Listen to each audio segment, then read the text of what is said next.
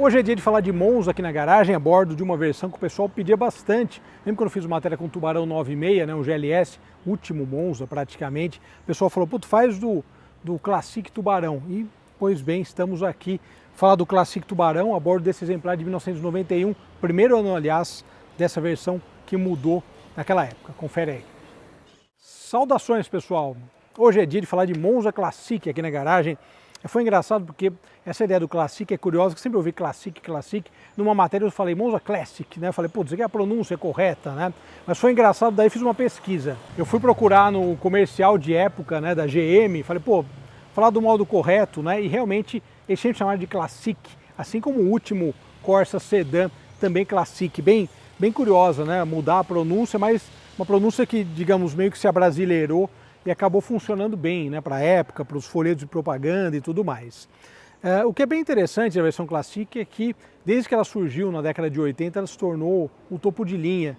Ainda estou procurando um Classic 8586, aqueles bicolores que eu acho muito legais, aqueles carros. Lembro de ver quando era novo, criança, já contei essa história numa outra matéria, justamente sobre isso.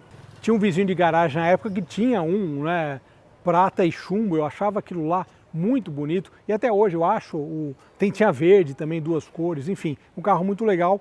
Em breve a gente consegue encontrar um. Por fim, na década de 90 houve uma mudança, a gente sabe que ocorreu reabertura de importações e daí uma necessidade de mudança, de renovação de muita coisa aqui no Brasil.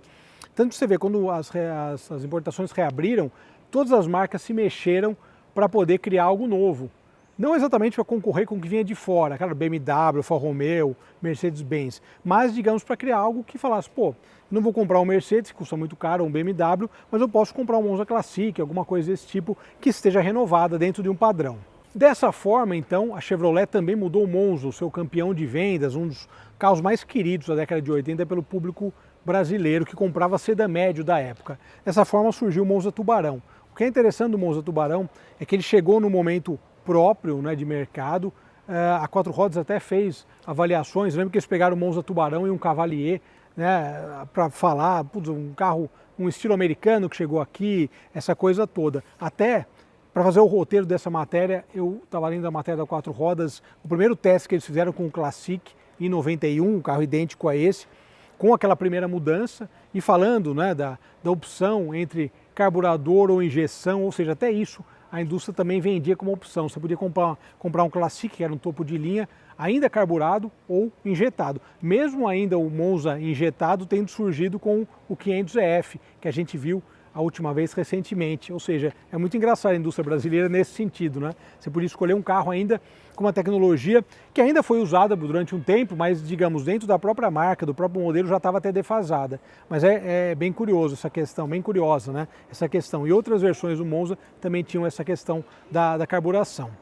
De qualquer forma, o que chama atenção no Classic dessa geração, eu vou chamar de geração, mas é uma mudança, né? O 91, é que ele é um carro que ele acabou crescendo, né? Você olha ele de frente e você vê que tem uma mudança bem própria. Então, uma coisa curiosa, quando a gente olha em termos de comprimento, ele acabou aumentando 8,5 centímetros. Teve uma diferença de tamanho, porque essa frente toda do Monza, até foi engraçado, porque nessa revista, na matéria da revista Quatro Rodas, eles comentaram, talvez uma frenagem mais brusca, o para-choque pegue, né, não passando uma lombada, alguma coisa assim. Eu achei engraçado, porque provavelmente não aconteceu, mas tipo aqueles Corvettes que eram de fibra, acontecia exatamente isso. De qualquer forma, a dianteira ficou mais pronunciada. Realmente, quando a gente pega o padrão de época de carros, você vê esse Monza comparado com o anterior, como ele realmente teve uma ideia de design mais aprimorada, um estilo mais acertado até de certa forma. Uma coisa engraçada, aliás, falar sobre a dianteira desse carro, é uma dianteira bem harmônica. Eu gosto mais do Monza anterior,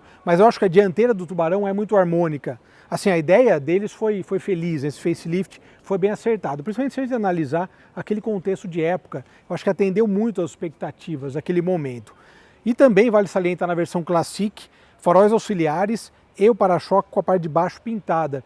Eu já comentei isso aqui, que na década de 90 você não via carros, aliás, você via carros mais completos com o para-choque pintado, ou uma parte ou todo, mas os carros mais comuns tinham para-choque só de plástico. É bem interessante essa diferenciação entre as versões. Então o Classic traz esse diferencial que aqui no azul marinho aparece menos, pega um cor de vinho, alguma cor desse tipo, até chama mais atenção. Mas aqui também acaba aparecendo quando você olha, principalmente os faróis auxiliares, né? Bem colocadinhos, eu acho esse para-choque bonito por conta disso. Seguindo por aqui, a gente tem rodas de 14 polegadas, que também essas rodas têm um desenho muito harmônico. Eu particularmente gosto. Sempre que eu vejo essas rodas, eu lembro das rodas anteriores do Monza, mas parece que agora estão formando uma hélice. Aquelas rodas eram até 13 e tal, mas essa aqui é engraçado como parece que o desenho, para mim, pelo menos, é uma variação daquele lá, né? Mas até é curioso, olhando esse carro pela lateral, sem observar a dianteira ou a traseira, você vê que na verdade ele é o mesmo Monza. O que aconteceu foi que houve essa mudança na dianteira, que a gente comentou, e na parte traseira. Na parte traseira também uma mudança significativa quando a gente olha em termos de design, em termos de estética. E aqui a gente tem essas lanternas fumê e vermelhas, eu acho bonitas, na versão Classic, né? A versão SLE tinha aquela lanterna mais convencional. E também nessa versão aqui, nesse exemplar que tinha a opção da injeção, o 2.0 MPFI, que dá um detalhe especial e também, logicamente, falando de coisas dos anos 90, é aquela diferenciação em relação à versão um pouquinho mais simples. Começando a falar da parte interna, olha que interessante, a gente está comentando aqui justamente, né, as portas são as mesmas, né, somente 4 portas, e lembra que tinha Tubarão 2 portas também, a porta parece ainda maior por conta desse efeito do tamanho, né. O detalhe interessante, tecido, meus amigos, tecido de banco é um negócio incrível, eu gosto de banco de tecido. Aqui uma coisa curiosa, aqui o proprietário é um pouco mais alto, enfim, é questão de tamanho e regulagem de banco, mas uma coisa que eu comentei já, no caso da matéria da Quantum, né, como os carros cresceram hoje em dia também, porque na época, nos anos 80 e tal, a gente era criança, andava no carro, parecia muito grande, né, mas você pega hoje em dia um carro muitas vezes menor, tem um entre-eixos bem acertado, é muito engraçado, né? Esse é o caso de Monza e outros carros, né, outros sedãs médios da época.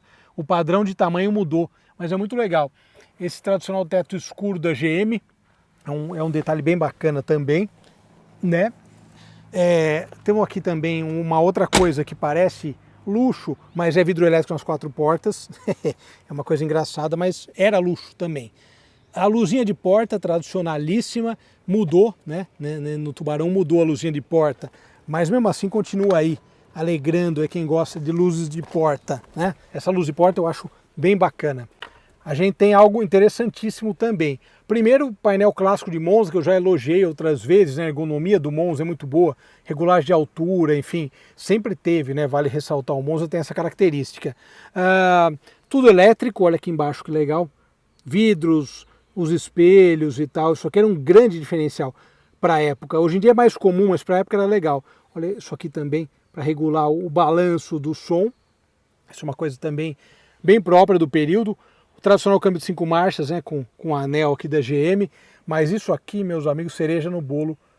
Esse volante, o Classic SE, e olha só, painel digital. Cara, painel digital é um dos negócios mais interessantes daquele momento, que depois teve Cadete também, e um pouco depois dessa época, né, conviveu o Vectra também com o Monza, um negócio impressionante, como a GM botou umas opções bem doidas no mercado. Mas esse painel digital, cara, olha isso que beleza.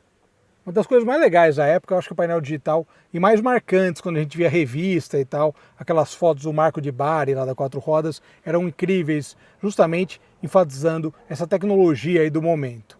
E outra coisa interessantíssima desses carros, que tinha surgido nos anos 80 também, mas era muito legal, esse alarme, né, que você passava o chaveirinho no vidro e tinha mais um quê especial, mais um diferencial legal do Monza na época.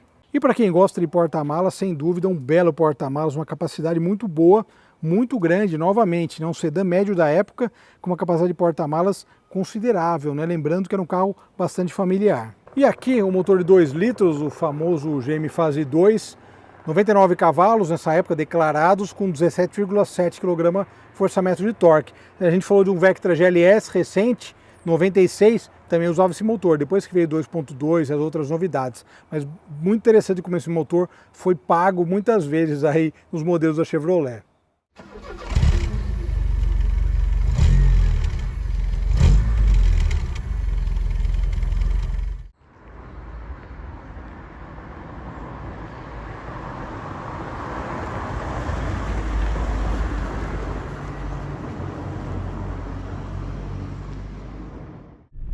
Muito bem, pessoal.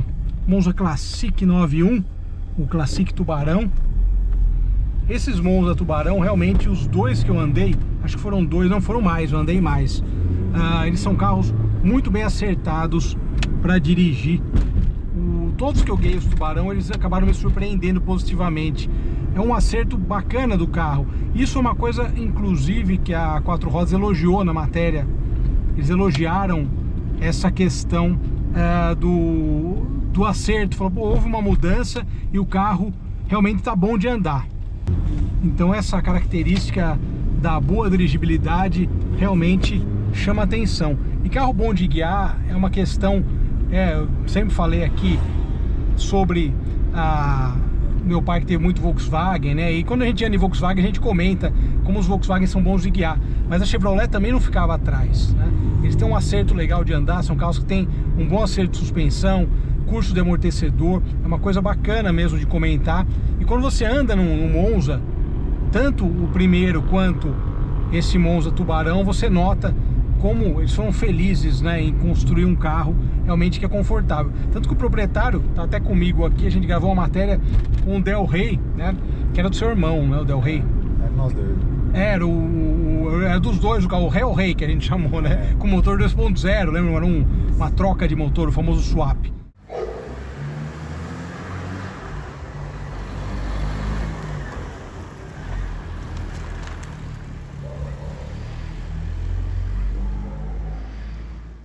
Mas, cara, é incrível como o Monza é um carro bem acertado. E o Classic, o pessoal pedia muito o Classic Tubarão por conta também dessas características, já pensando provavelmente num carro mais completo, que é esse aqui, né? Esse aqui a gente tem o painel digital, enfim, todas essas características que acabam somando muito, acabam sendo uns diferenciais bem interessantes, né? Eu acho que isso deixa a dirigibilidade até mais... não questão de ser divertida, mas a dirigibilidade fica até mais leve, né, mais fluida por conta disso. Muito legal mesmo. E o painel digital foi uma coisa que acabou caindo também no gosto do público, que podia pagar mais por isso, né? Eu lembro que as revistas elogiavam também o painel digital do Kadett GSI, que veio na sequência, né? É uma coisa legal. É legal porque ele pegou elementos, né? Porque se a gente for ver, não no caso do 91, mas no caso daquele 96 que a gente andou, o último Monza, ele pegou tanto o Vectra A quanto o Vectra B, ou seja, olha aqui que mercado curioso que a gente tinha naquele momento. Você tinha uma marca vendendo um sedã médio e o carro não houve uma mudança, ou seja, eles vieram vendidos na concessionária, eles dividiam concessionária, né? Mais interessante é essa questão dos dois carros, terem opções de mercado. Pô, fantástico.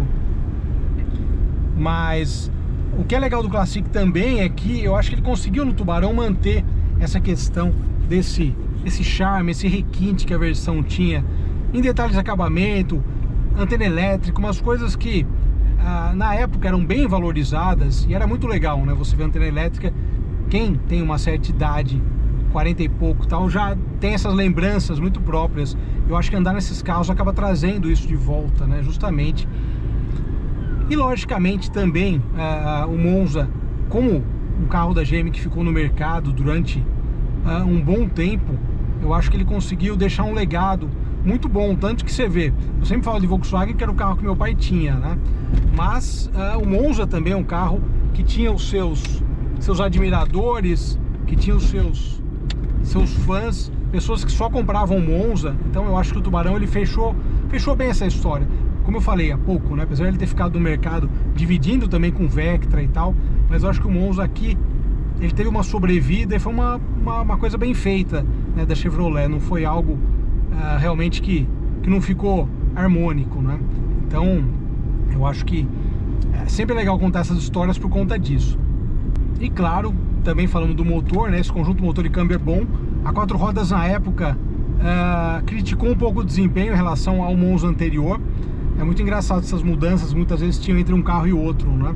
Eu não lembro, eu acho que o da matéria era injetado, mas ou era carburado, enfim, tinha uma coisa desse tipo. Mas é engraçado, né? Como eles comentaram, uma diferença pequena, lógico, né? Mas dentro da tecnicidade, se diminui 4, 5 km, você vai comentar. De qualquer forma é legal porque eles já são carros clássicos, né? E essa história a gente gosta de contar, justamente, principalmente um carro antigo, né? Já antigo, que tem uma usabilidade como esse aqui. É muito legal, né? O carro antigo tem usabilidade também, não é só algo argelando, enfim. Um carro que... Me perguntaram um dia se um carro antigo dá para usar todo dia. Eu falei, pô, depende do carro, depende de onde você mora. Mas alguns carros, como o Monza, dá para você continuar usando, né? Fantástico. É isso aí, pessoal. Obrigado pela audiência. Já vou me despedindo. Um grande abraço a todos. Nos falamos. Até mais.